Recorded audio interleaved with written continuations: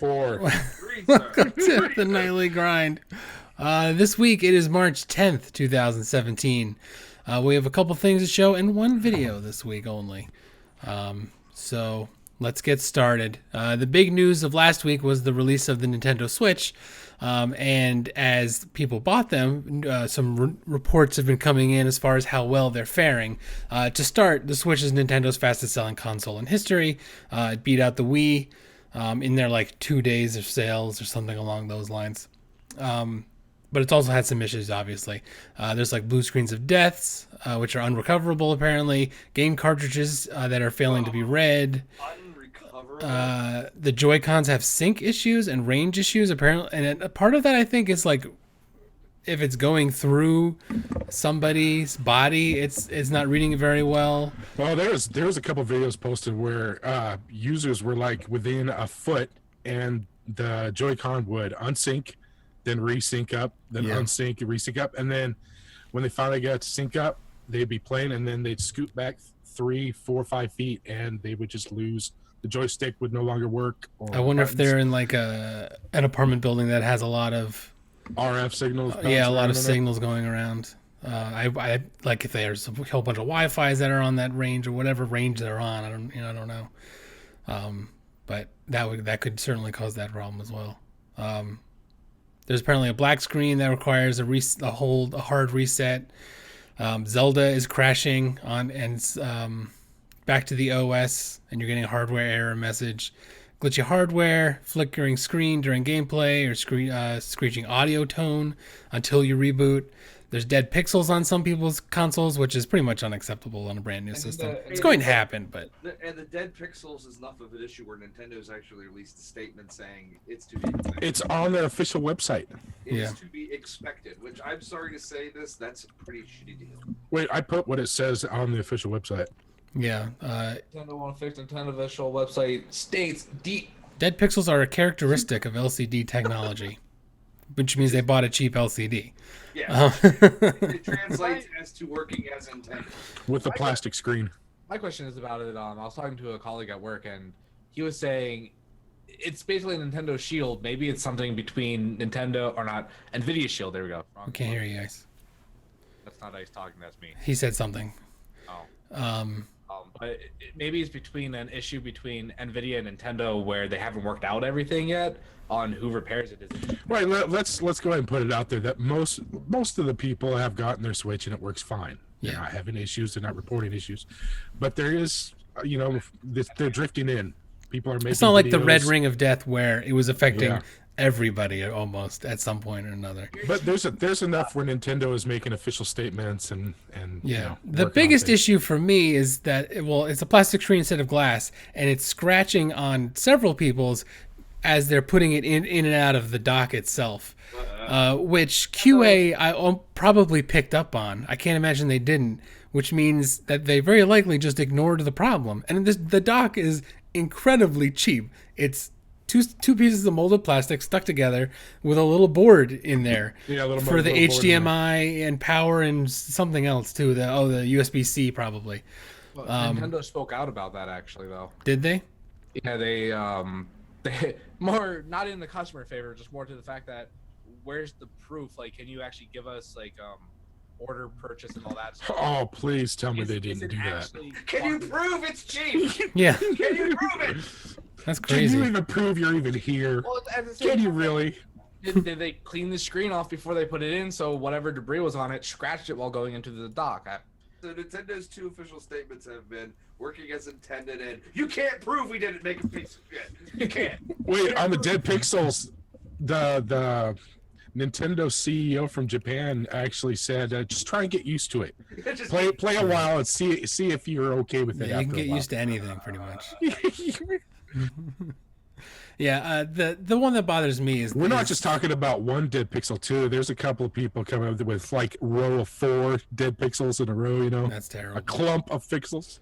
Yeah, I'm sorry, but you brought up the red ring of death. I hate to say this, but if this was Microsoft, you'd have people like marching in the streets crying about this. The only fact you don't is because it's Nintendo and you want to give them like a freebie. This is bullshit. I'm sorry.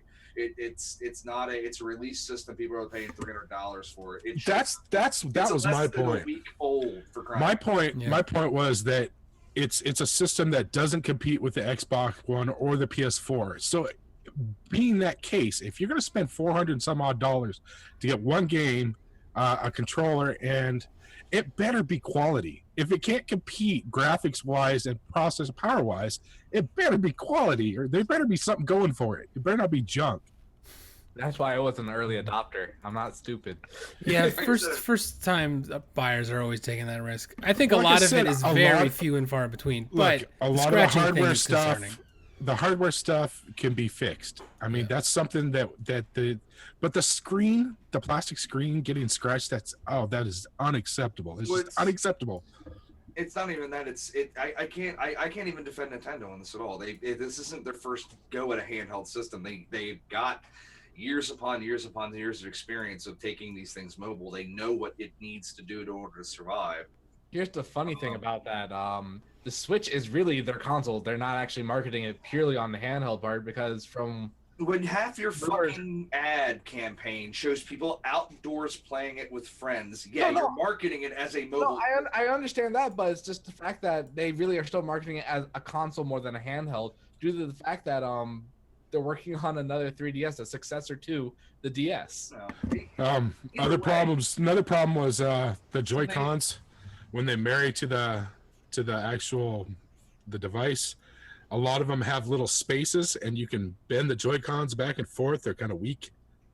Some seal up really tight, like the gray ones. The gray ones were consistently being a little loose, so they have give. Yeah, That just a can very be good. small amount.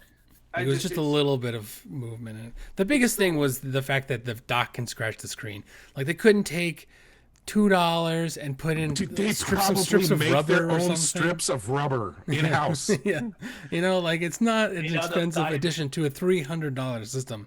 There's not a lot of money going into the system for Like what I they're said, giving you as well.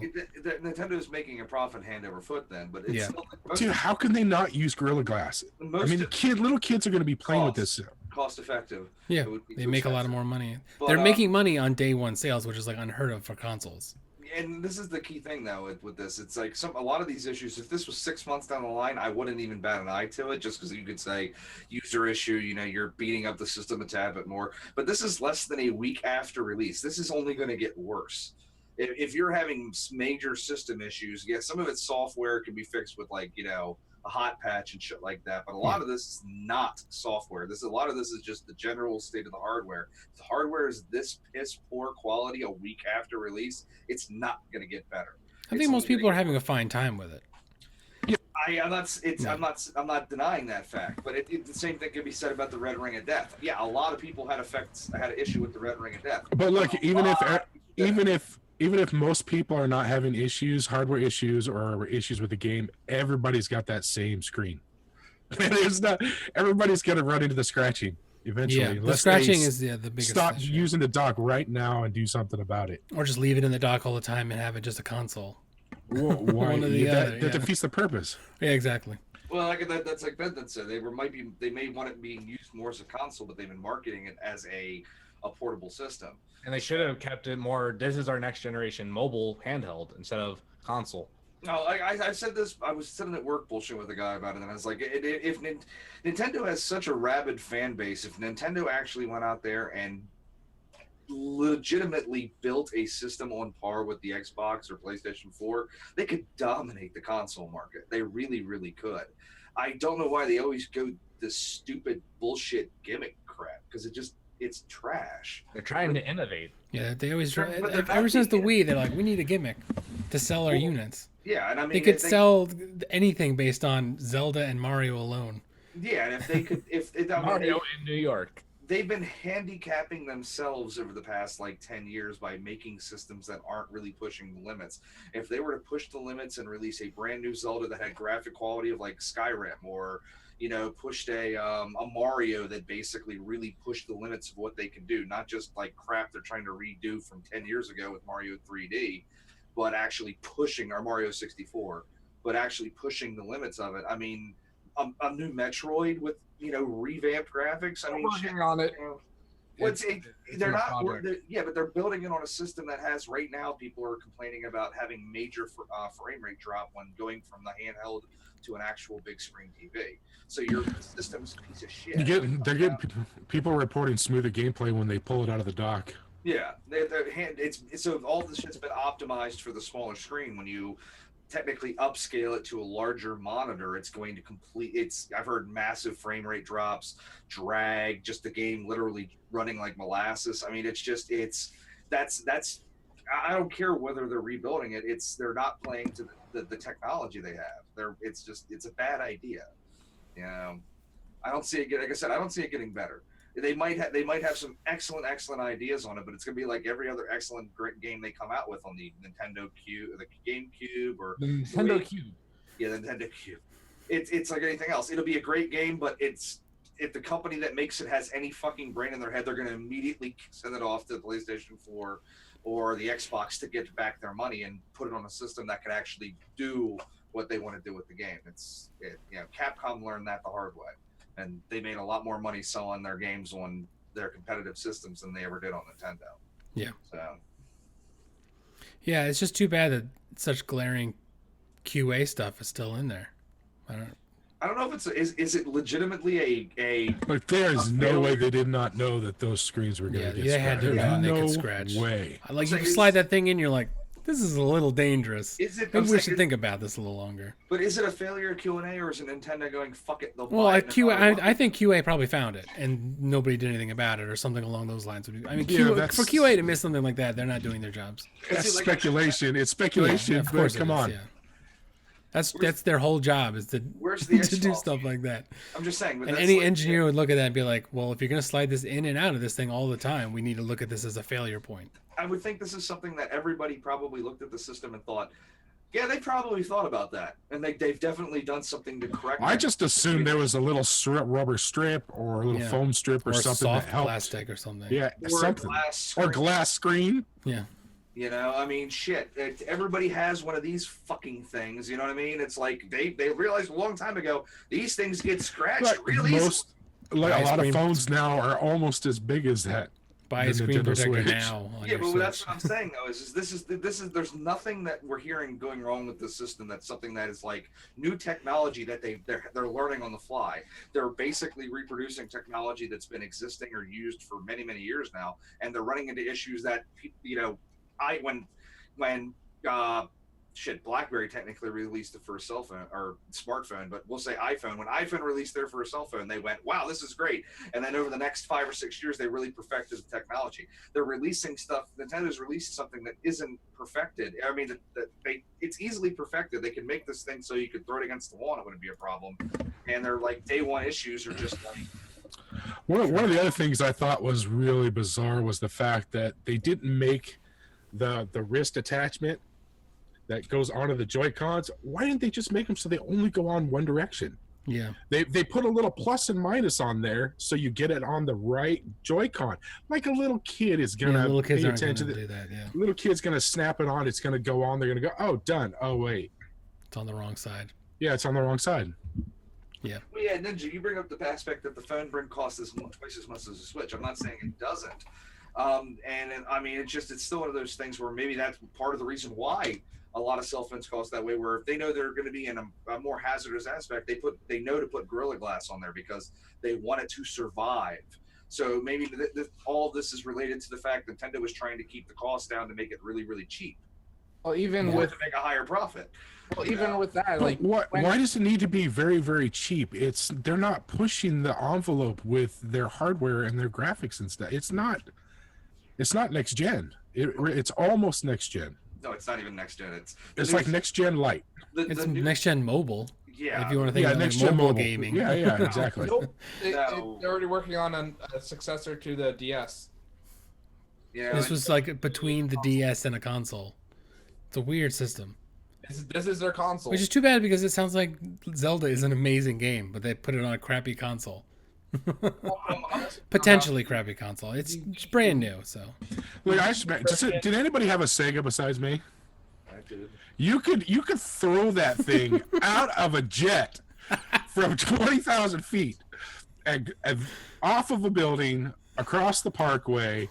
Into a swamp. It's like the old Nokia and phone. that thing it's fine. It's good to go. Just plug it in. It's Let's like do the this. old Nokia phone, which they're remaking as a smartphone now. The brick phone, yeah. Yeah. What were you saying, Bendens? I What forget it now. Take notes. Yeah, I just I Well, I said, had it, and it was one of those things like it was there, but Okay. It's But then the Sega moment came up. it's just what the Sega complete. He's like General Chaos. I have to play General Chaos. No, it's one of those things where it's just it. These are issues that a AAA game company like Nintendo should not be dealing with at release. They really shouldn't. It doesn't make any sense that they would be. I remember. Comparing the Wii U and all that stuff, like all that fun jazz, Zelda is actually the same benchmark between both systems. There's no graphical difference or anything. So go out and buy a A Wii I U if think you the just want to only- play Zelda. The only difference technically is just it's a little smoother on the Switch. Oh, Which speaking of Wii U makes version sense. of Zelda, It's a little bit stronger system.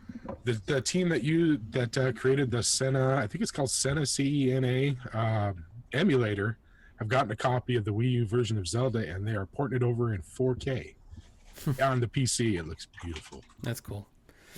So basically, We don't say it's We do okay not to do encourage those that. things. No. The other thing I was gonna try and say was like even with the phones, even if it's Gorilla Glass on a phone or whatever, we still buy screen protectors to put on top of that Gorilla Glass. So in sense, maybe Nintendo was thinking we can use cheap glass. Then why didn't they offer a protector for $50? no. To go with Stop. it. I'm going to stop that right now because I highly doubt anything would work, and then you could still be able to dock it with the system the way it's fitting in there. It doesn't look like there's a lot of playroom. Well, people have started taking the little glass or plastic the cleaner and taping it inside the dock, so when they slide it in, it protects the screen when they slide it down in there. So basically, what we're seeing is the thought of the aftermarket aspects, where Nintendo can charge people $80 for a special cleaner. Well, that's what I'm saying. If it needed a screen protector, why didn't they just come up with a Nintendo screen protector for $12?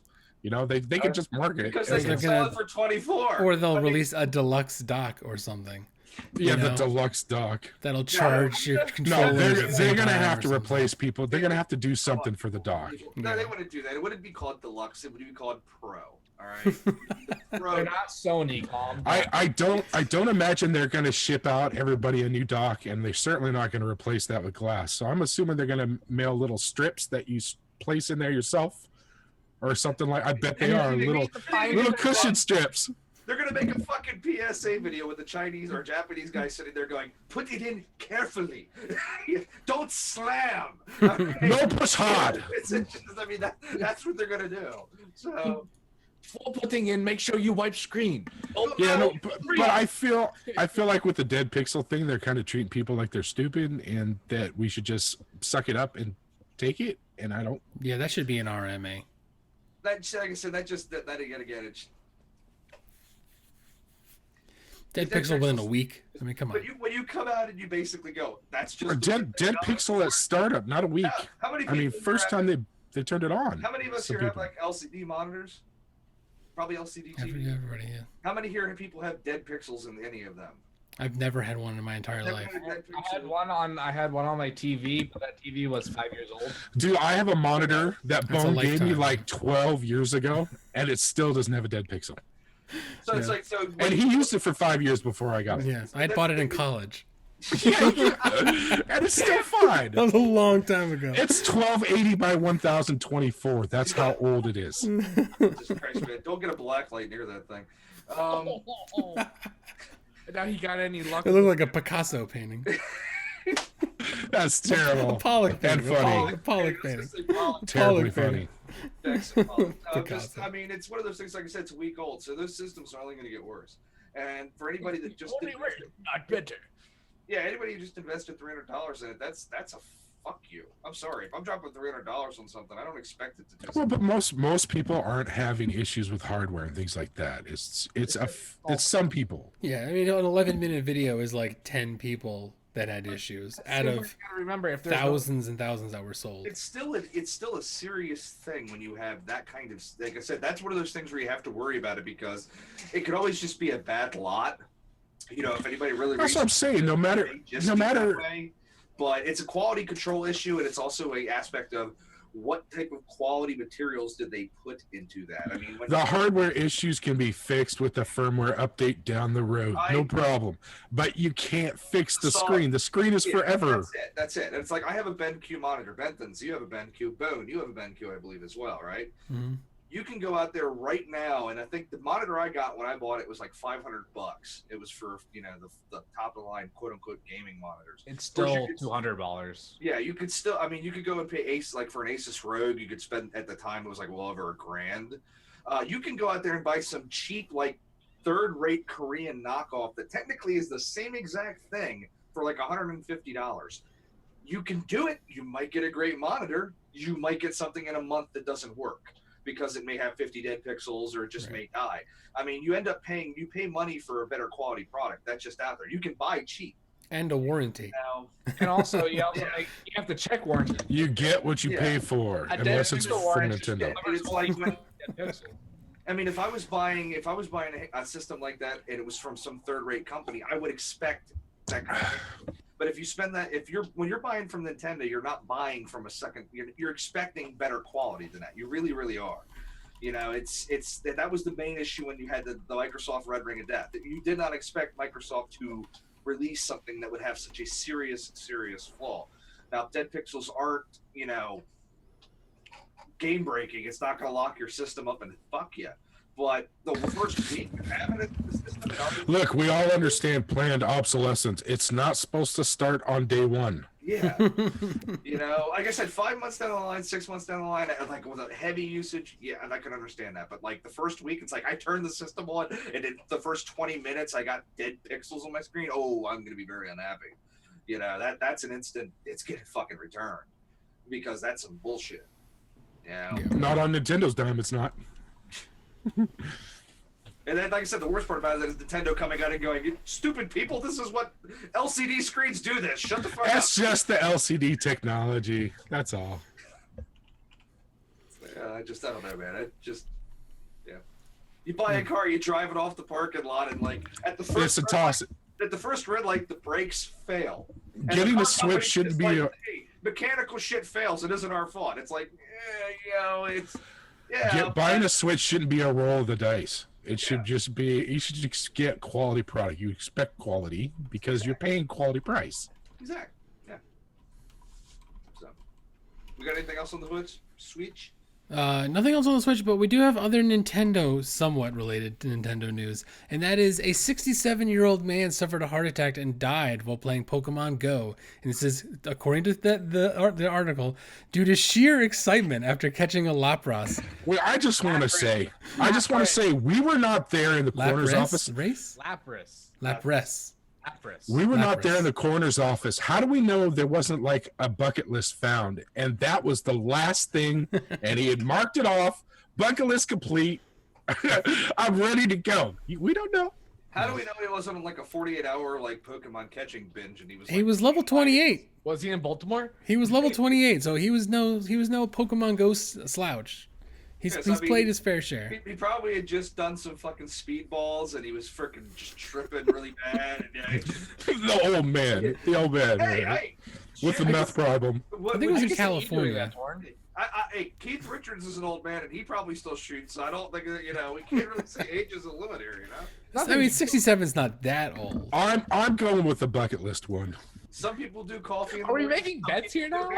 He did have. If we're gonna be running bullshit stories, I'm just going with the bucket list. That's what I'm saying. He did have congenital heart disease, apparently. So I'm going with Lapras was his last Pokemon he needed to catch. That's why he was so excited. Wasn't it supposed to be one of the rarest or some stupid shit like that? That is not the rarest, but it is in the top. Like, it's extremely rare. Yes. There's one around our town. Recently, there was the World of Tanks guy that died after a 24-hour. He just got up and walked away and died. And then now this guy just drops dead. Gamers are dying left and right. Dying for the cause. Hey, Spitter, watch out. You might die next. Yeah. So that's the extent of our interesting Nintendo. thing about that, the World of Tanks one too, was I think he ended up raising more money in that, the 18 hours he was on than for the one charity he was raising money for than like they did in the past like 8 months or some stupid shit like that. It was Yeah, that's really it was cool. an unbelievable success for what he was doing. He just didn't get a chance to finish it. So It's terrible.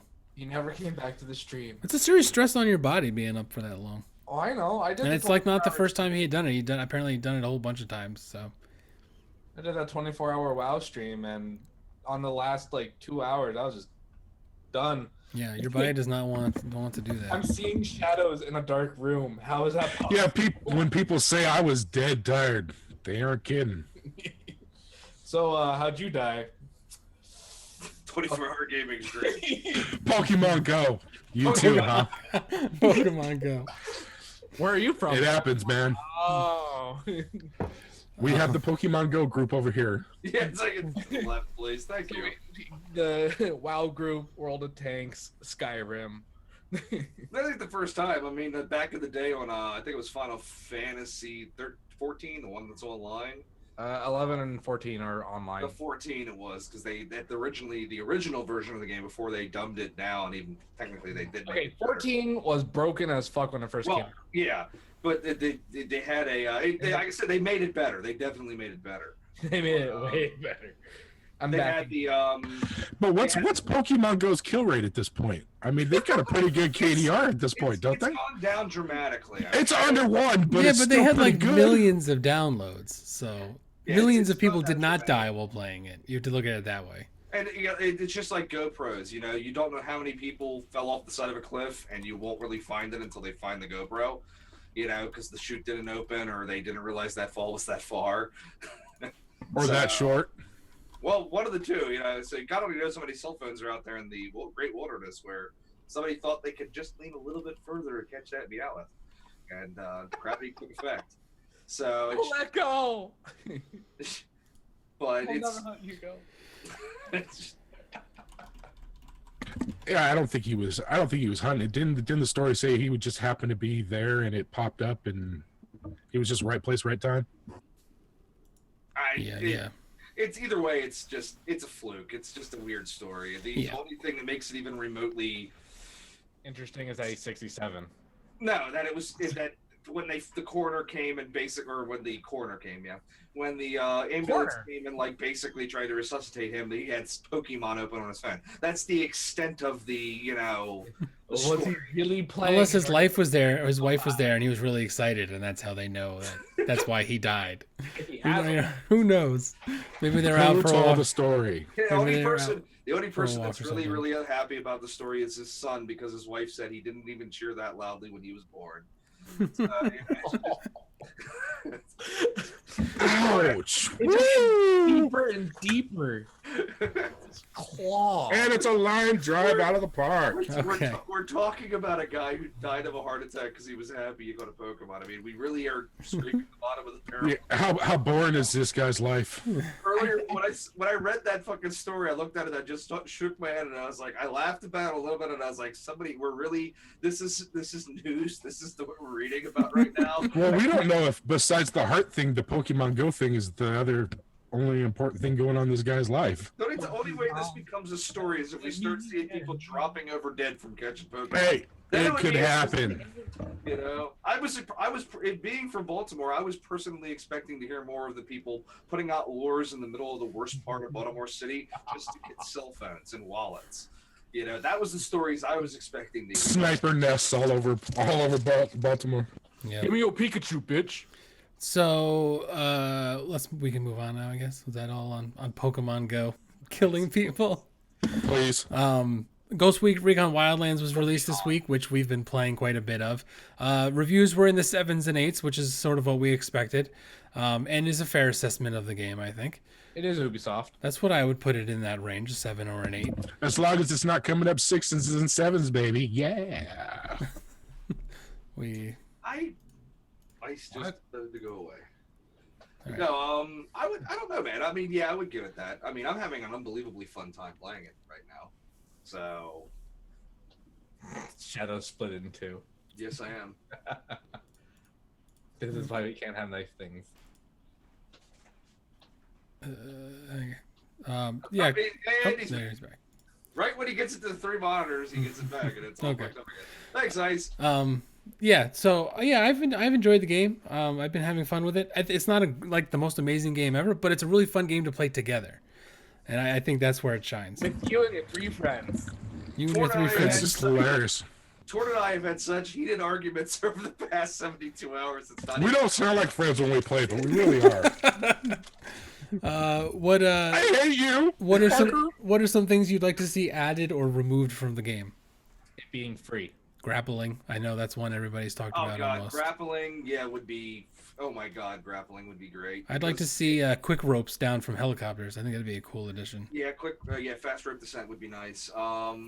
Grappling hooks and being able to rappel would be unbelievably strong. And I also would like to see them open up the. It's weird, the climbing system. Sometimes you can Yeah. jump like at scale like a 6-foot wall. Other times you can't. Little things you can't go up like a 3-foot wall. It's right in front of you. It's, I'd like to see an audio always off for the radio. yes, an option in the menu to turn that shit off. Yeah, that would be great. Always. Another thing I'd really like to see, and I know Bone had an experience yesterday because he did it in the same exact spot I did. C4 is a lot more powerful than the game gives it credit. If I put C4 up next to chain link fence, the chain link fence no longer exists. Breaching. So I understand that they brought in C4 to like blow up some of the points in the game, which is funny because most of those same points have a little switch you can go click and turn it off. So the question is, do I want to make a loud explosion that lets everybody know I'm here, or just flip the switch? I think most people would opt. It's for like the SAM launchers or things like that. Well, you can still turn off those. They have a Or Okay. you should just be able to I cut don't through know. screen or through chain link fence. Yeah, you should Yeah, have a pair you're- of cutters you're in your like- hand. Snips. and Yeah, pocket you're, snips. you're an elite pair of special forces unit that are black ops, but you don't have fence cutters. You know, Where's my knife? you don't have a pair of Where's my knife? I mean, yeah, What? honestly, Tort's right. Yeah, where's the fucking combat knife? You could do that with a fucking K-bar if you really wanted to. This is the first special ops game in history where there's no knife. Yeah, yeah. The only way, your melee is knocking people out.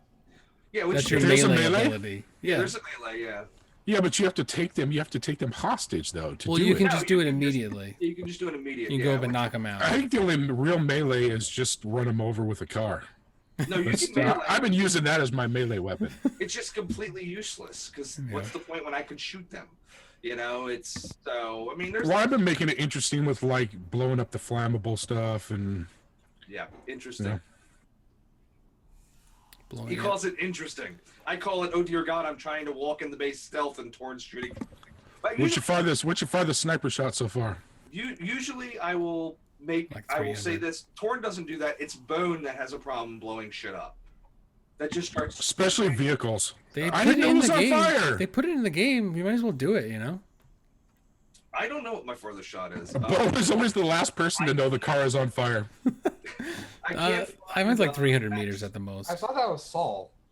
Nah, Saul's the one that just can't drive. Yeah, I've seen the. Did you? What's your longest sniper shot so far?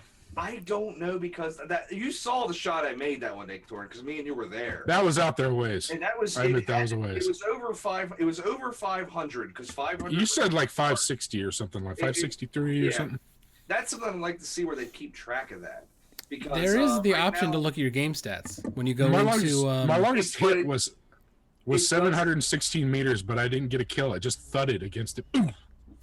You do have the statistics, but the statistics do not give you max range Hmm. shot. They just give you how many long range shots you've made, which is Yeah, I think it's consider every- 12 or something now. I have 19 right now, but it's everything. It's anything over 300 meters is considered a long range shot, which 300 meters roughly equals out to, we'll just say 1,000 yards. So whether you're like metric or King Standard depends on or 1,000 feet, I should say. So, but. And nothing about the game really strikes me. There's nothing really bad about the game that I could say. I'm enjoying the hell out of it. Only thing that I would say it's really bad is vehicle driving is horrible. It's still like, really, really loose. It just, the cars want to like, Some vehicles, yeah. But, like the UH-64 helicopter, feels solid. It's like fun to fly, but the little bird it's Sound the exact opposite. I love the Little Bird, and the big the Black Hawk just don't like it. So it just feels loopy. It just doesn't feel like it controls well. But I don't like I said, we'll see what they add. They do. It is DLC. They're gonna have their season passes. Yep. So God only knows what they're going to be adding in that. I would assume that they're going to probably add some of those features into that. So you might see like fast road descent. If you notice, like the Little Birds have the upper hooks for your quick line descent. They have a lot of things. Like they have the camera, which you can't use. Yeah. There's a whole bunch the of things flare on the Little camera on the Bird that front. are just there. So I assume that it's a good possibility that stuff's going to come later. I know that with all the crap we've done and all the areas, we've primarily just been going around being rat bastards and collecting weapons. Instigators. Yeah, I think I'm like 9% done. I'm almost 40%, I think. I don't know. Jesus Christ! So you've been really focusing on missions. I haven't really been focusing on missions. Yeah, at I've all. been Yeah, I haven't been getting doing too many of the side weapons. missions lately. I've just been getting weapons and gear and doing the missions. But like I said, my stats had it like 9% done, and I looked at like the overall like big map, and I thought we had been progressing fairly steadily. And I looked down, and I'm like, God damn, we really It's a haven't huge been taking map. out like. It's a Yeah, very when you large back map. out, it's a big map. Yeah. It's a very large map. So I'm curious what the DLC is going to bring. Is the DLC going to bring more? They said, I'm pretty sure they said it's like or there's a new area that'll open up with a new storyline, new weapons, new gear. I would assume new weapons and stuff like that. And eventually, they said they're going to bring up. Same old side missions, I'm sure. I really wish they put some. The statch and grab green missions, which are just basically for resource, Mm-hmm. stuff. They've been relatively the same. Now, It's depending just on for skills, yeah. depending on the difficulty, depends on how they approach it. So it's like if you're in the 4 or 5 star areas, like the convoy missions start becoming like, wow, they really do not want this convoy lost. They have helicopter air support, and they're packing like some heavy vehicles. But I'm not going to say that's much different. But mission wise, I don't think we've played many missions that have been the same. I mean, they might have been like escort missions to a point, but they changed the way you had to approach it, and with the Well, various like with the skill yeah. points, the collectible skill points, like the just the one skill point. Sometimes there's not even a single enemy around. You just run up and grab it. But like the one where you get 5 skill points in one shot, it's in the middle of a large complex where there's lots of enemies, and then you have to get in there, and it's a hard fight to get those 5 skill points. Yeah. Well, it's anyway. It's when you really pick a fight in that game, they don't play. Yeah, they aren't pissing around even on just regular setting. Just Mhm. so they don't mess around, especially the Unidad or whatever. Mm-hmm. Yeah, The purple ones?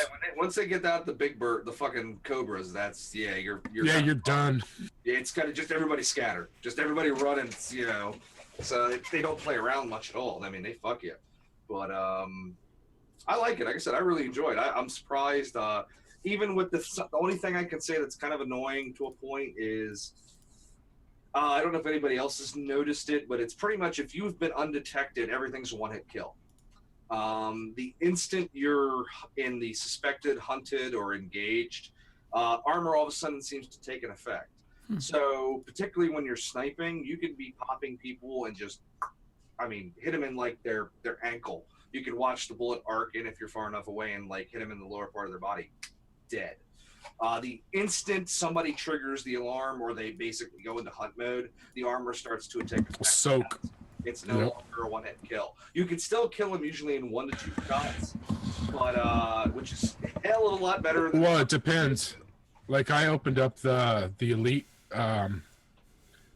ranged, so like anytime I take a sniper shot, even if they've been alerted, it's a one-shot kill. It It's just one-shot kill. even at 400 meters, they're dropping.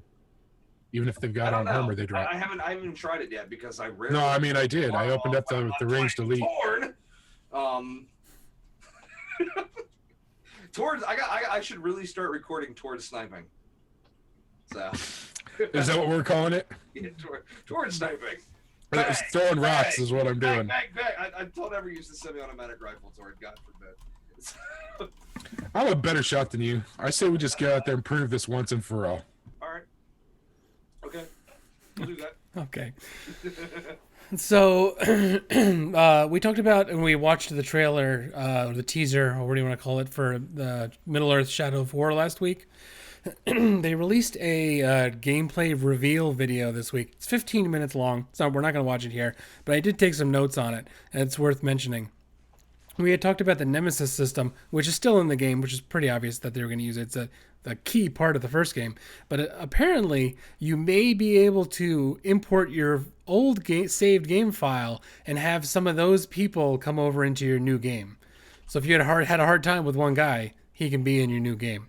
They're adding these large battles at fortresses, which includes followers of yours. Like you'll have your own guys on your own team. They have their own special abilities like door breaching and stuff like that, huge orcs and stuff. Former allies are going to be able to betray you and join Sauron.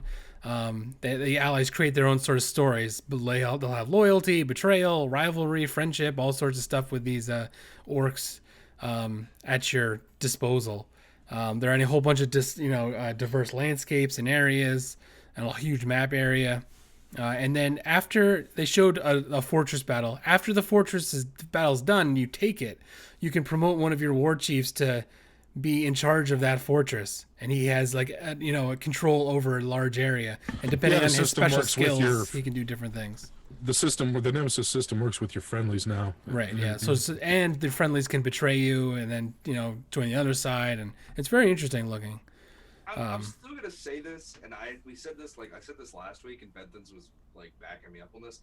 How the fuck has anybody not taken this system and used it anywhere else? Maybe they copyrighted or patented that they can't take it. That don't mean shit. You don't have to call it the Nemesis system. You can call it the motherfucker don't like me system. I mean, literally. I'm not just saying they copyrighted the name. They copyrighted how the system is built. Patent pending.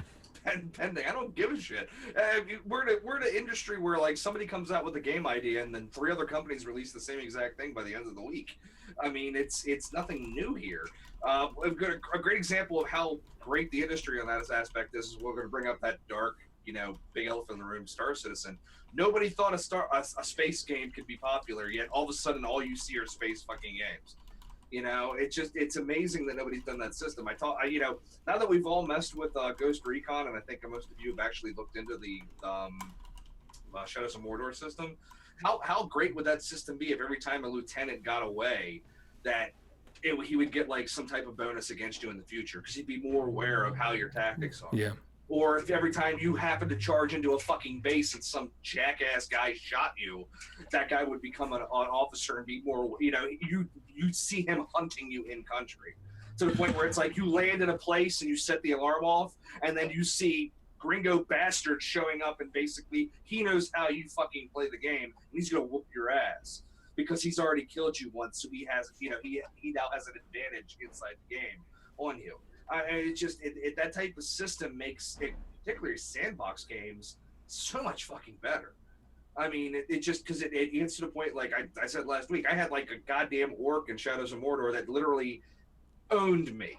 If he showed up, I ran because there was nothing I could do against him, and it made the game so much more fun because you always it brought that fear element back into the game. It was like, oh shit, that motherfucker's here, I'm gone.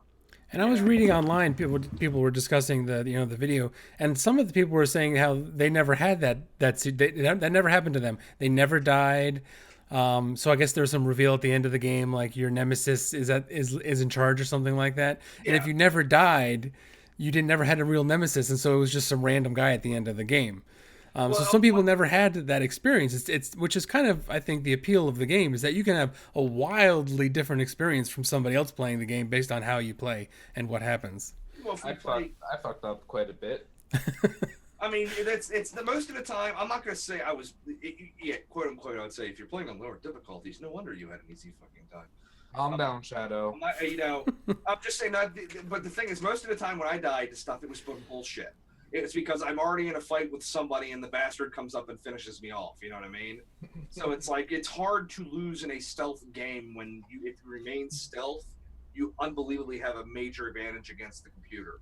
Until he doesn't die from sneak attacks anymore because he's preventing. But usually that's because you fucked up. So, and then it's like I said, it's one of those things where it's usually the only way they got an advantage is if they beat you. And if they beat you, it's because you fucked up. Yeah. So it's I can understand how some people never had that. but at the same exact token, that maybe they're missing part of the fun of the game, so that kind of like takes it Yeah, away. I can imagine. You know, Oh, they're missing the point of the game. I see. but it's the same exact token. It's one of those things where it kind of, I mean, that's like a kind of a video game morality or ethics issue where it's like if the game's too easy and you're having too much of an easy time, maybe you should turn the difficulty up to give yourself more of a challenge. You know, but if you don't want a challenge and you're just playing it for story, then maybe you shouldn't complain about how the game plays because you're not really getting the full, you know. Well, is that how the measure. Nemesis system works? That you have to turn up the difficulty before more features come online, or Not necessarily, but it's the Nemesis system worked where if you basically beat the shit out of somebody and constantly killed them, because even killing them, sometimes they'd come back. They would just like be resurrected or some shit. If you beat them, they would have weaknesses, and you could continue to exploit that weakness. But if they beat you, they would gain a strength, and you could no longer do stuff against them. So it's like stealth attacks would no longer work. They were no longer afraid of like dogs or like other like some of the beasts in the game. So like you could aim certain beasts and send them charging through the camp, and they would freak the fuck out. It would be like an easy kill. You could do like an instant kill on them if you caught them, and stuff like that. So it's like if the difficulty is to the point where you're not really utilizing the system properly, where it's just like you literally are just like, you could be like fucking watching a movie while playing the game and not having an issue. You're kind of losing out on the game. Yeah. You know, you're I think it's those people who are really, if you're really careful at like level 1.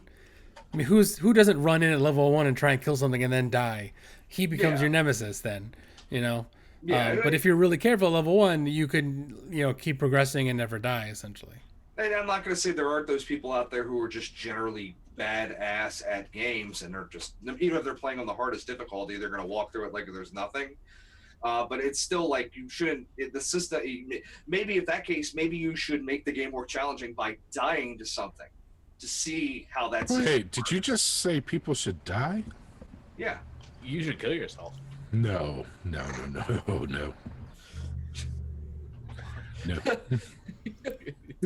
This just got awkward. Ain't gonna do it. So going back to the reveal trailer or whatever, the gameplay Down thing. the street, not up it, Torn. Down the street, not up it. There was this one character who It's apparently down the street, not across the block. What's it? Across the street for attention, down the street for effect. Right? Yes. So there was a character who you were fighting against in this fortress battle, and at one point in time he was on your side, but apparently I think he died in the battle, they said, and then was resurrected by Sauron, and now he's against you. And because he was resurrected by Sauron, he couldn't be branded or something like that. I forget what skill you couldn't use against him. Yeah, branding would be the effect for where you could control him. Yeah, right? you control them. Yeah. So he couldn't. Because he was resurrected by Sauron, you couldn't do that to him. So like even before you start fighting him, he already had some sort of an immunity. So that it seems like they're changing that up a little bit. I have to admit I had more fun with that game than I had with a lot of games that are like that for a long time because of that. Like I said, just every time you attacked an enemy, you'd get like a little cutscene, like introducing the enemy, and he'd be saying something stupid usually, and I'll never forget that game because you got to that point where you'd be fighting and that son of a, like the guy you hated would show up and say something to you, and he would be the most just arrogant, stupid shit that he could possibly say, and it would freak you the fuck out. And like I said, they had these one guys that had no dialogue; they would just growl. That's all they would do. They would just growl at like this most demented, like crazy fucking sound that's just growling at you, and it would just like, oh shit, run, because that motherfucker would just tear you a new one. He would just tear you a new one. Well, just because we don't know if people try to use a Nemesis type system and they just couldn't get it to work. They just couldn't make it work for their game, Has anybody else played this game here? I have not played it yet, but from what I heard, it sounds very, very cool. Trust me, man. If you once you play that and you see how the system works, if you start a sentence with "trust me," I'm not going to trust you. I'm sorry. Trust me. No. I think... Believe in me. Believe me. I'm just saying it's one of those things where it really can change the dynamic of a game because the things you take for granted end up really, really when you make mistakes and they kill you, it comes back to haunt you later down the line. I think that's a cool idea. I wish more games were like that. Like what do you guys think about the storyline of Wildlands? Wouldn't that be way more interesting if you could like make a mistake and then that person goes up the ladder and becomes more powerful? And Yeah, I'm sure there's the a new Nemesis. dynamic with that person that changes the game. I'm sure the Nemesis system is very difficult to implement in. I think the that's game. what games need more of. Like I said, Not just a storyline that's kind of washed out. We've all heard before. Yeah. Change it up. If I make a mistake, make me suffer for it. that's- Change the game. Exactly. That's the exact thing that makes a Nemesis fine, is that if usually when you ramp up difficulty in games, the only thing that really changes is the enemies become stronger and you become weaker, meaning that you have to do more to kill them and they have to do less to kill you. So the skill level, it's not really a actual like, it's not something that's really a hardcore skill gap.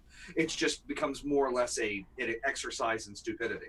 You know what I mean? You have to like, you're not muted, Torn. Most games that have scalable difficulty, they get easier if you die, not harder. Yeah, and the thing is like, for example, say we're attacking a Unidad base or something like in Ghost Recon, and we fuck up and we fail because I miss a sniper shot or Torn Which fires. happens. Yeah, it's if we do that now, it's like they know that snipers are more of a risk, so that people are not going to be sitting out in the open anymore. Little dinky. That would be excellent. So you'd have to move in. You'd have to make it close Exactly. quarters. That's excellent. That is or, excellent. Or if it's the aspect that your troops are more likely to engage on foot and be close quarters, they'll have more lights or add like guard dogs or something like that will make close quarter combat more difficult. So if you consistently fail against something, it's not like that if in a real like quote unquote real world situation, if you fail miserably, they're going to like not change anything. They're going to adapt their security to make it so it's harder to get into that facility. Well, see, it seems counterintuitive to make it harder if you fail, but that goes on the assumption that you're always going to be the same skill level no matter how much you play. If I fuck up at the start, I'm not a good player yet. I'm gonna fuck up.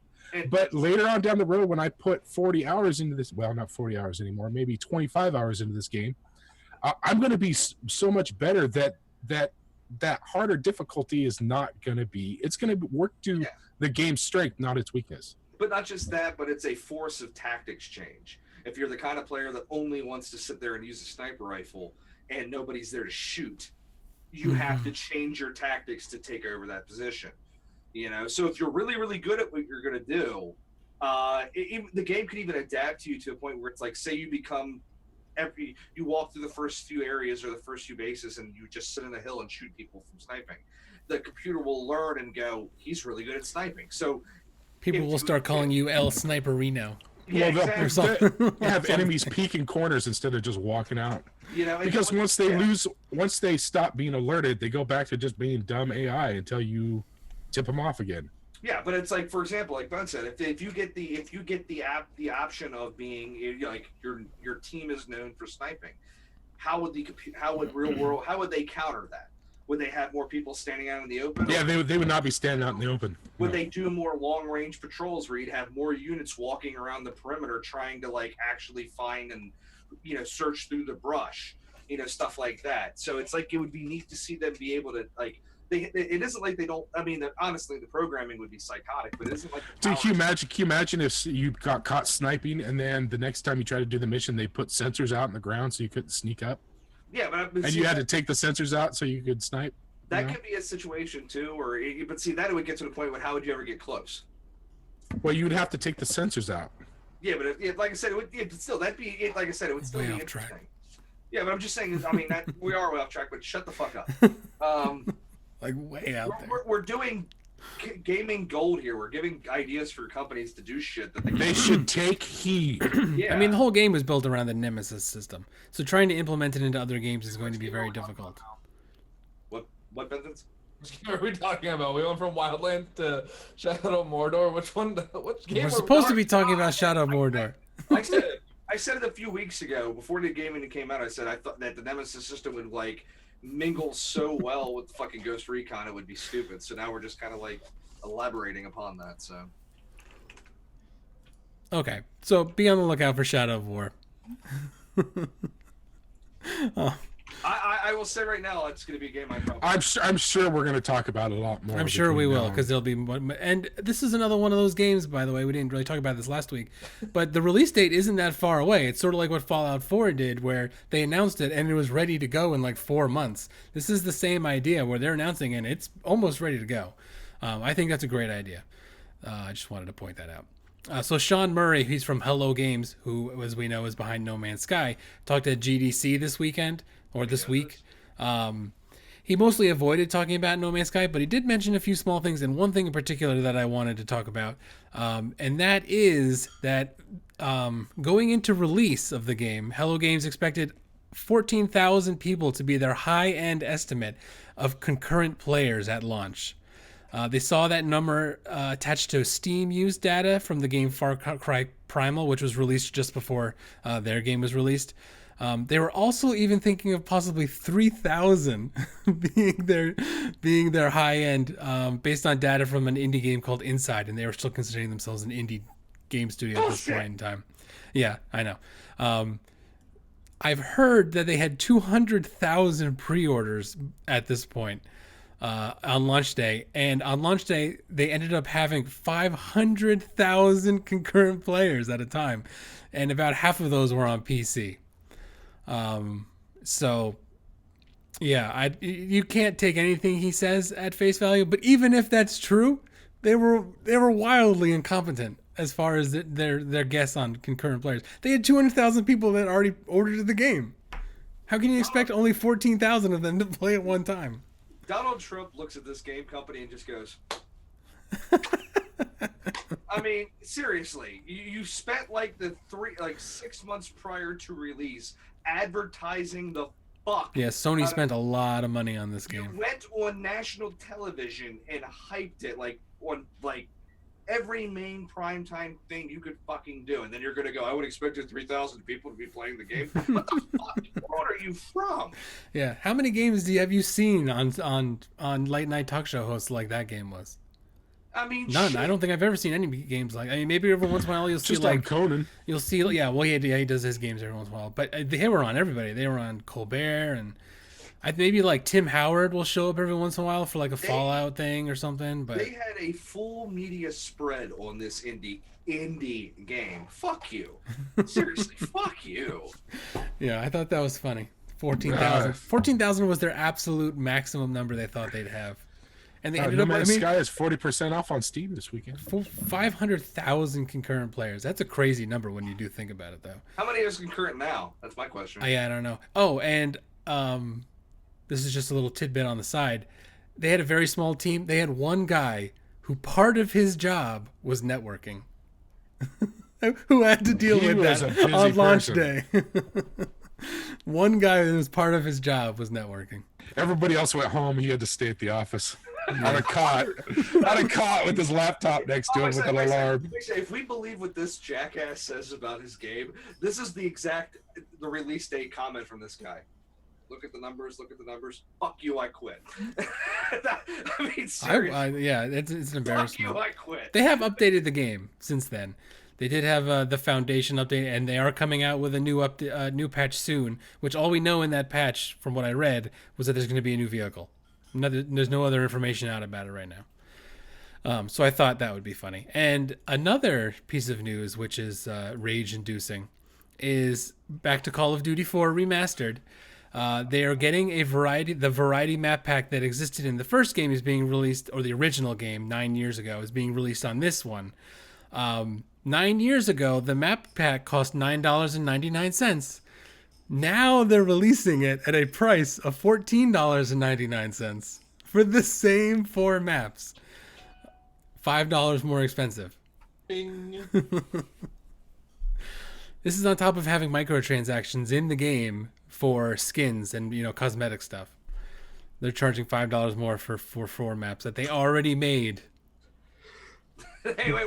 Almost 10 years ago. Remastered. Yeah, they're remastered maps. Yes, Remastered. a lot of work goes into that, I'm sure. Copy, paste. And inflation. You got to take inflation into account. Control V, Control C. Well, also the graphics are probably also remastered, so it's not just copy Give a paste. Yeah, it's not just copy paste, but yeah, it's. I mean, I wouldn't even $10 for those maps. I don't know. I don't think they should be free. It should be free. At this point in time, don't you think it would just be better for them to release it for free? Yeah, I would have just released it for free. Oh yeah, these are the maps that you probably bought 10 years ago. Here's something you already own. Yeah. For all extensive purposes, you probably already own this. Yeah. You know, so it's just, why not give it to? I mean, with this thing's been a complete and utter PR fiasco for Activision. It's literally like they're just giving them nails to nail in the coffin for the series as it stands. I think they've already released the next game's going to be based in World War II, isn't it? They're going back to their roots. Is like They didn't say specifically. They didn't say that, yeah, but that was an inkling that they sort of gave out that they're going back to their roots. Knowing Activision and some of these AAA game companies, I think you're right, Bone. I'm going to call it right now, and I'm going to say it's Bone's idea. It's going to be Call of Duty Civil War. I would like to see a Civil War game. I'm telling you, Call of Duty Civil War, man. I'm telling you. Man, Can you imagine? It'll be just like loading a musket. It'll be just like Battlefield 1. It'll be Call of Duty Civil War, but nobody will be using muskets. They'll all be using a Gatling gun. The rarest, most 3 guns were ever made. Some crazy guy in the cabin patented this rifle and shit. At the very end of just after the war ended, these were made. Everybody remember the pineapple grenades from Civil War? Yeah, literally, it's gonna be like, crazy fucking shit, and it would still probably be fun to play, but still, it's just, instead of particularly no line tactics, nobody standing up in a straight solid line. It'll be like city maps that never fucking happened. It'll be Call of Duty Civil War. I'm gonna say it right now. I don't think it's gonna be Civil War. It'll be Call of Duty Civil War. I don't think they're going to do 1 either because 1's been done. So I'm thinking World War II or Vietnam would be all right. Vietnam, I'd like to see a return to Vietnam. Vietnam, I'd say, would be overplayed because it's been used a lot. Korea would be a good choice. I don't think Vietnam's been used a lot. It's There's that new one. What's Red it called? Orchestra 2 Insurgency. The Insurgency guys are making a Vietnam game, aren't they? Red Orchestra is coming out with the Vietnam one. Yeah, that's the one I was thinking of. Not Insurgency guys.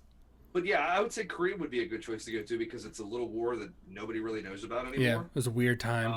Speaking of that game, that Red Orchestra Vietnam, I got the beta key and I can't load the game. It just crashes. Nice. And unlike Vietnam, where you have like the kind of like sad ending in the aspect that we kind of lost. Silence, heathen. We did not. All right, we did. We didn't really lose, but we didn't really win. Or shit. We didn't really lose. It's to admit we lost. That's the hard part. No. We really didn't lose. That's a history argument we can have another time, another place. Huh? What are you guys talking about? Vietnam. Oh, Vietnam. Yeah.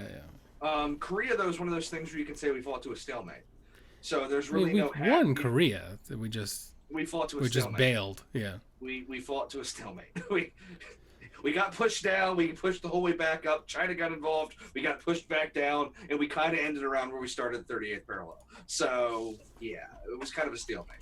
Maybe they'll do another Pacific Theater game. Hasn't been done in a while. I think the last one they did. Well, they can say back to the roots in 1942. Yeah, they could do that, and they could go with the Pacific Theater and jump with the fucking island combat and stuff like that, which would work well with their general style. They could also get back to some of their set piece. Things for the single player game where they could really push the landing craft and jumping onto the beach and fighting. So the tropical environments, and that could be interesting. So, I mean, there's, if they're going to stick modern, there's really only a few things they can jump into. World War I, World War II, Korea, Vietnam, Grenada. I don't know if they want to go there, but it's, Grenada. So, I don't know. It's like, so, yeah, I mean, if they say they're going to take a step back, let's see how far they take a step back. So, who knows? But $14.99 for a deal for a map pack you probably already own. Yeah, it's crazy. Not probably. I do. But on the other hand, though, is why are we surprised at this? Isn't this what they do every year anyway? They release a new game and then they sell you the map packs they sold you for last year. Because deep down we hope it's going to change. Well, that's why I think that's why they're looking to change things up, return to their roots, quote unquote. because but if they're returning to the roots, they wouldn't charge $15 for these maps. They got to know that that's a shitty thing to do. Yeah, but Activision. Well, they already had a plan for this, so they're gonna stick and see that through. Maybe. They're not gonna. And Activision has already come out and basically said more than one time they're going to charge whatever they fucking feel like it because the gamers will pay for it. Yeah. So they don't care. Wait, they actually said that?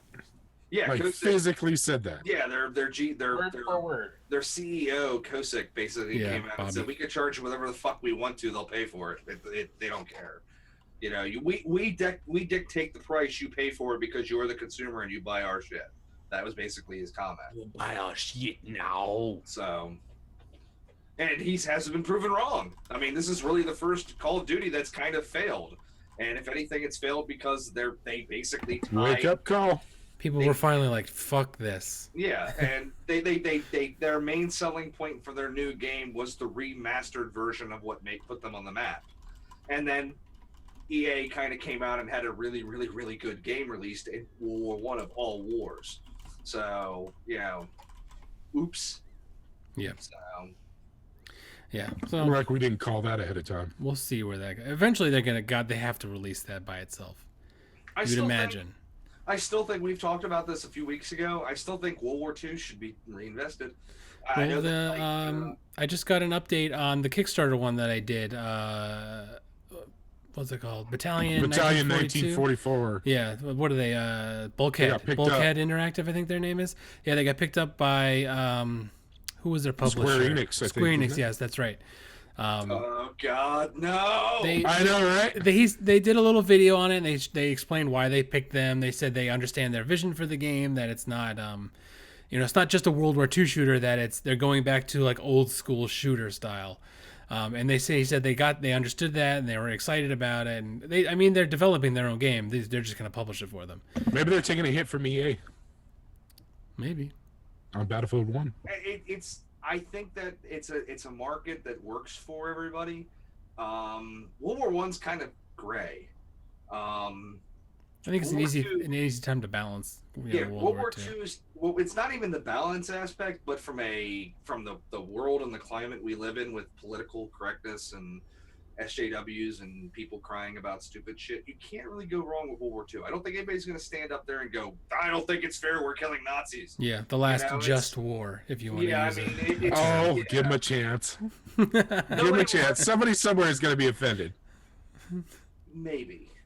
But I mean, it's like, I think there's been a lot of like games writers and actual companies and people that have basically come out and said the only two things you can really kill without having to worry about it in this world are zombies and Nazis. I mean, it's literally you could literally have 5 minutes of just shooting Nazis and nobody would care. You'd probably have it as a round of applause.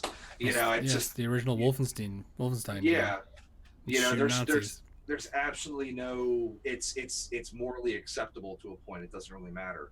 So I mean, it's very easy to draw the line on that, so you don't have to worry about really stepping into a quagmire of Well, I don't want my video game makers to be safe. I want them to take risks and try new things. And Well, like I said, I think it has to do with the weapon balance. yeah, but see, weapon balance isn't even. If you're gonna do that, then you're really not. You can't talk about that really, because if you talk about weapon balance, the Germans had better weapons. Well, I mean, you could, but like the way there's semi-auto rifles, there's the full sniper, bolt actions. There's automatic weapons which are very short range. They did have a good short, medium, long range. there's a variations. plethora of weapons. Yeah, You're gonna have to be able to balance the game. The thing is, you're still gonna have a serious issue balancing weapons because when you go with a 30 caliber going against an MG42, there's no way you can balance that out. The MG42 was a hands down better light machine gun. It was able to be mobile, cap, blah blah blah blah. The 30 cal was a heavy piece of shit. You had to haul. You'd never be able to actually balance the Pepeshaw, the Russian fucking submachine gun with like an 80 round fucking clip, versus a Tommy gun with like a fucking 30 round clip.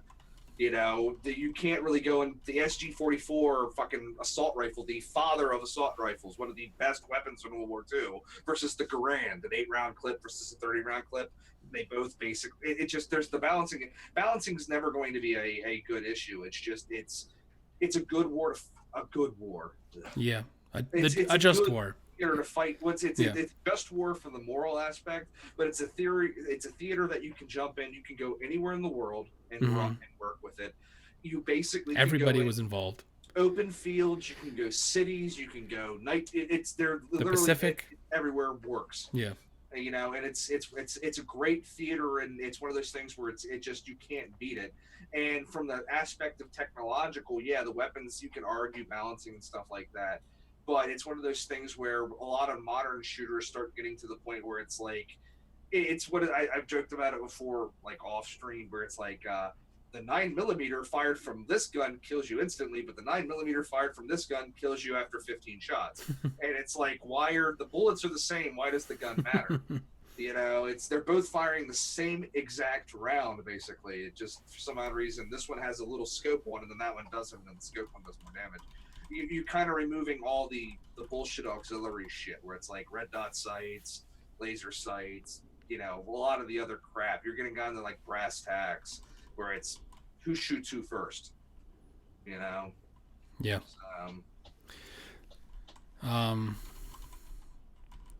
The last piece of news I have before we watch a video is we've talked about Steam changing the review systems a while ago, and they're changing it again. And I'll get to why I'm bringing it up in a second.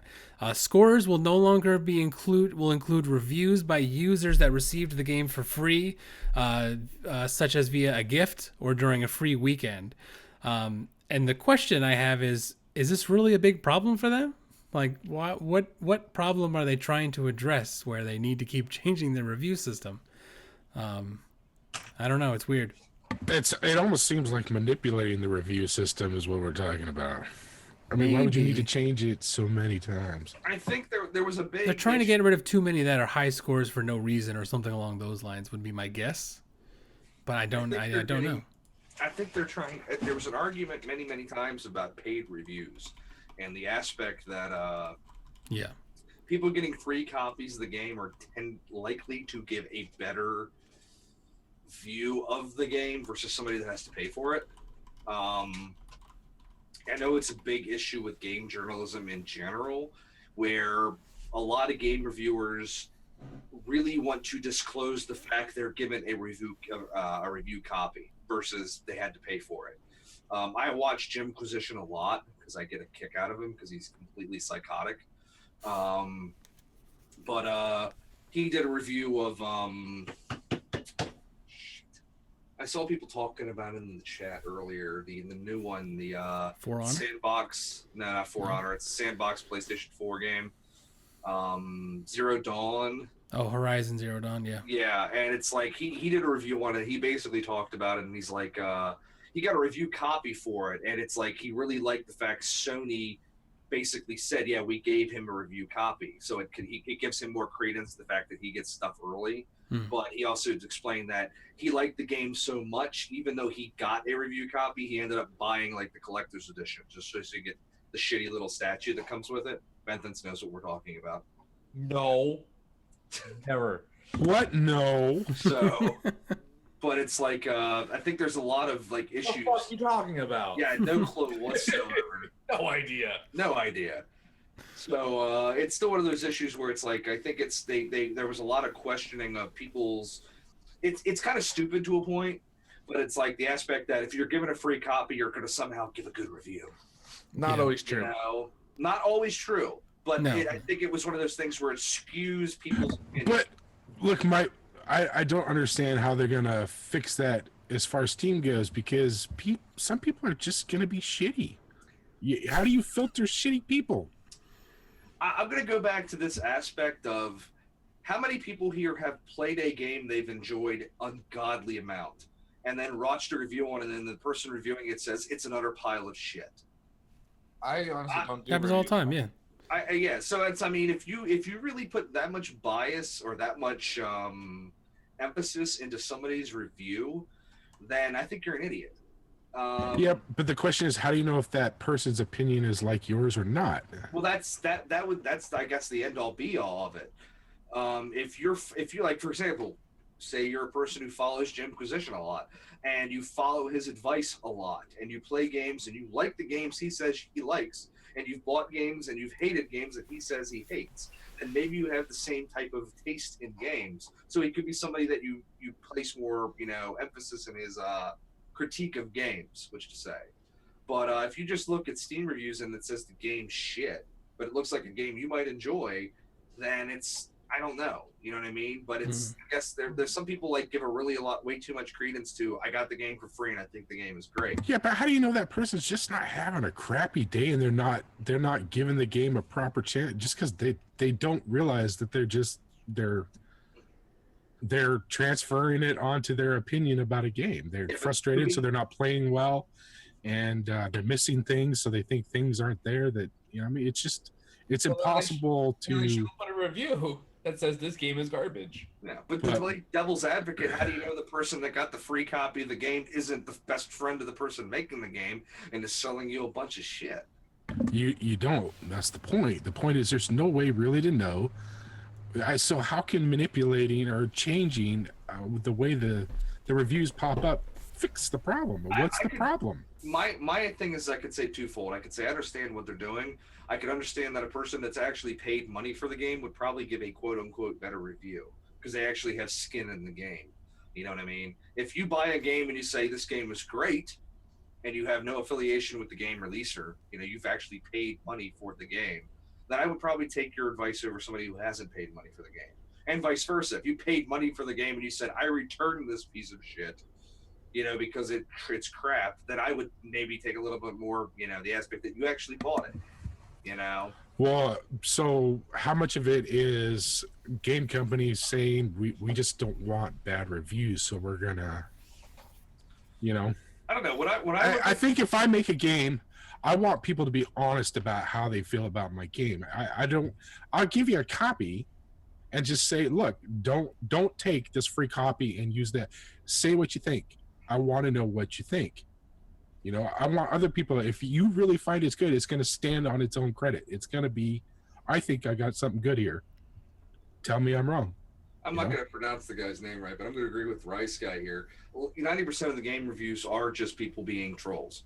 So most of the time, if I'm looking at Steam reviews, which I do browse now and then, I usually don't pay attention to people that have less than an hour played. I look for people that have like 20, 30, 40 hours played because they're people that are probably actually actively they're giving it every chance they've got.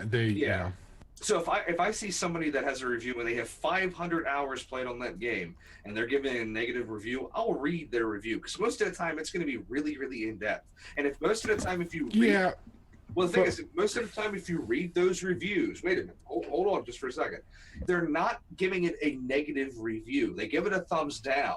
But the most of those guys that have that like a ton of time in that game will go through step by step why they don't like the game right now. Most of the time their advice is don't watch it right now. After that many hours, 90% of reviews is it used to be good, now it's broke.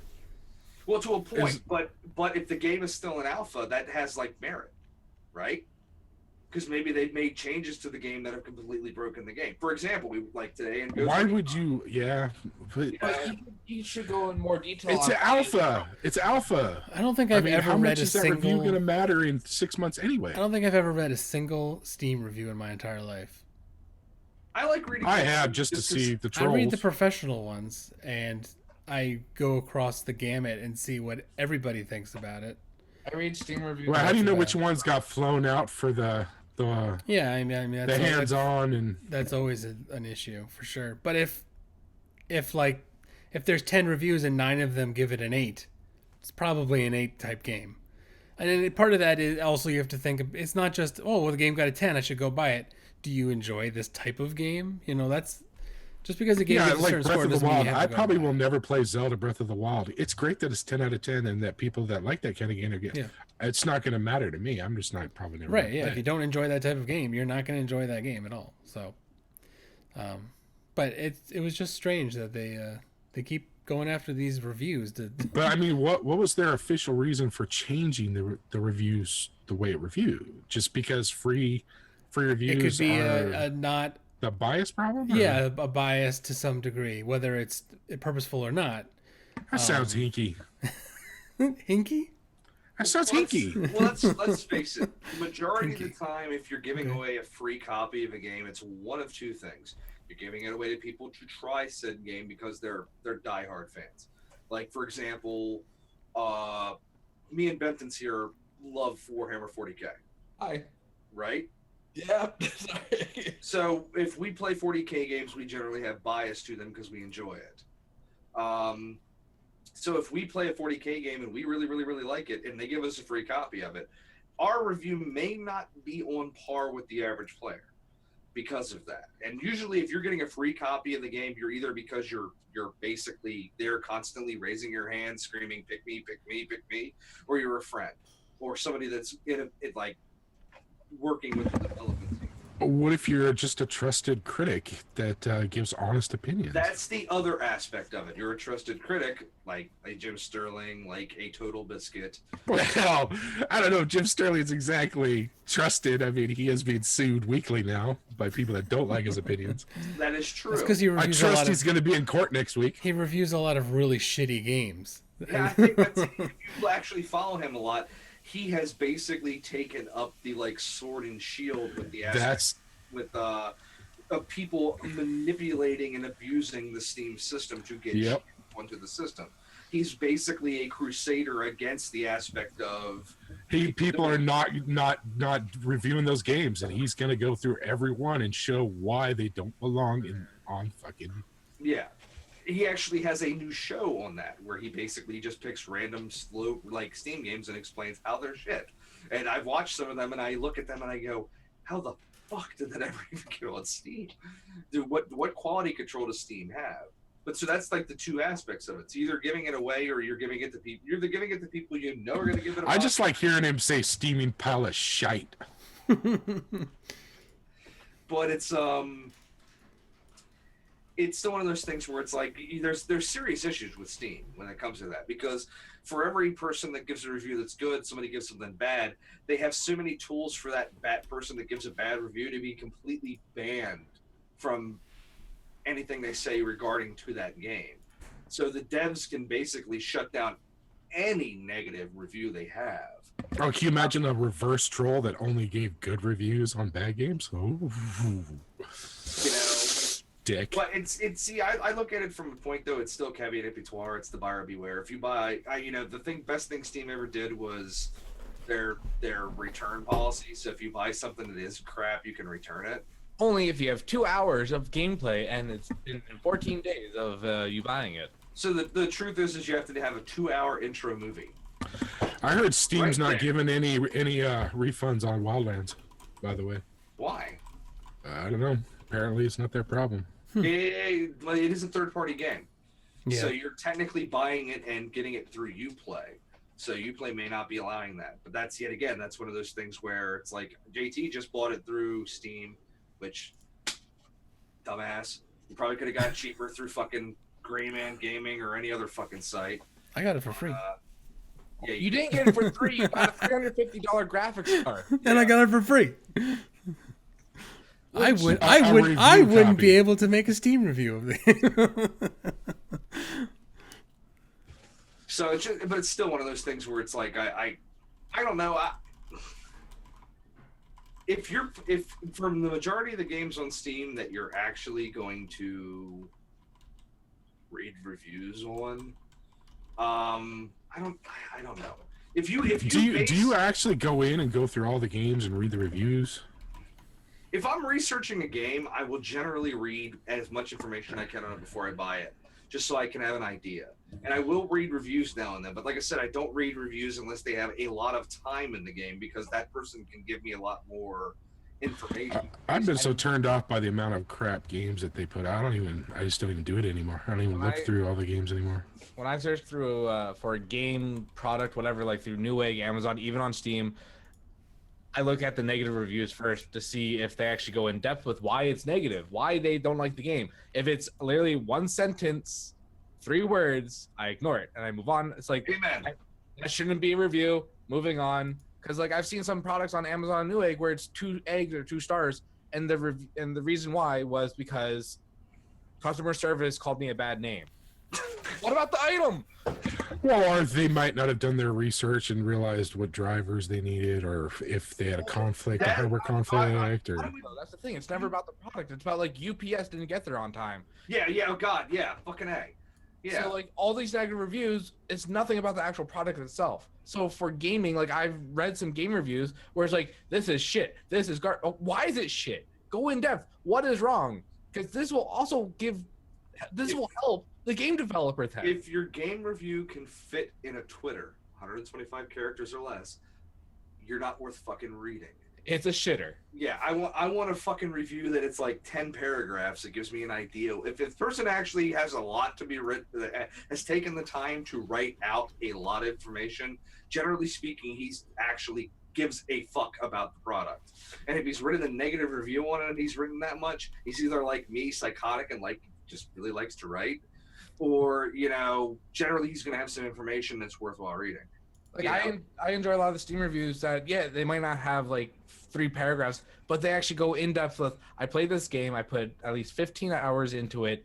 Here are my pros, here are my cons. This is why I think these are cons. The game's great, but I'm still giving it a thumbs down for right now. I'll change my review later on. Yeah. And then for every, like I said, that took me 3 minutes to read. What? yeah, there's always a shit ton of negative reviews, which are usually, my computer did not play the game because I have like a fucking Dell Inspiron fucking P3 computer, and I'm wondering why it doesn't fucking play a top of the line. no, but nobody has a P3 anymore, dude. You would be amazed. Nobody. I have a friend that does.